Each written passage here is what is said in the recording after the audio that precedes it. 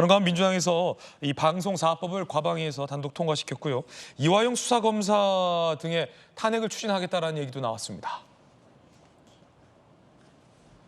검사 4명 탄핵 추진, 쌍방울 대국송금 담당 등 검사 4명 탄핵 소추안 발의를 검토하고 있고요. 방송사업법을 과방위해서 단독 처리했습니다. 그런가 하면 오늘 한 조간신문에 흥미로운 기사가 보도됐는데 김동연 지사가 있는 경기도가 이른바 민주당 내의 비명계 인사들에게 망명지가 됐다라는 보도가 나왔습니다. 글쎄요, 조금 기사가 굉장히 어떤 컨셉을 강조한 기사로도 보이는데 내용은 흥미롭습니다. 예컨대 이겁니다. 전해철 전 의원, 지난 총선 때 경선에서 탈락됐죠. 그런데 전해철 의원은 누가 보더라도 문재인 정부의 행안부 장관이잖아요.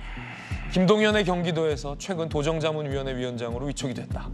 비서실장에는 문재인 정부 청와대 선임행정관 안종곤, 정책수석에는 참여정부 청와대 행정관 신봉훈 임명이 됐고 그 밖에 경기도에 이른바 비명 인사들이 포진돼 있다. 강권찬 기획경기수석, 김남수 정무수석, 김해 경기환경에너지진흥원장, 주영철 경기원장 등등등. 그런데 최근 김동연 지사가 이재명 대표에게 반대 각을 세웠다라는 보도가 많았는데요. 예를 들어 이런 거예요. 김동연 지사, 당대표 연임 관련해서 당원 개정 특정인 맞춤이라는 오해사기 충분하다. 전 국민 25만 원 지급 관련해서 모든 국민보단 취약층에 우선 지급해야 한다. 민주당 관계자들. 차기 대선 도전을 염두에 두고 노선 세력에서 이재명 대표와 차별하려는 것 같다. 어떤 언론에서는 이재명에게 반기든 김동연 이런 제목도 있었습니다. 그러던 터에 비명계 대표 인사들이 경기도로 가네. 요런 망명지가 됐다. 요런 기사가 나왔습니다.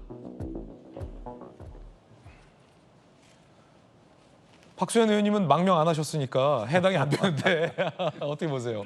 아니면 상당히 재미있는 기사입니다. 예. 어쨌든 당내에 저런 여러 가지 목소리를 내는 김동연 지사 같은 저런 분이 있는 것도 굉장히 재미있는 일이죠. 또 서로 경쟁이 있어야 되지 않겠습니까?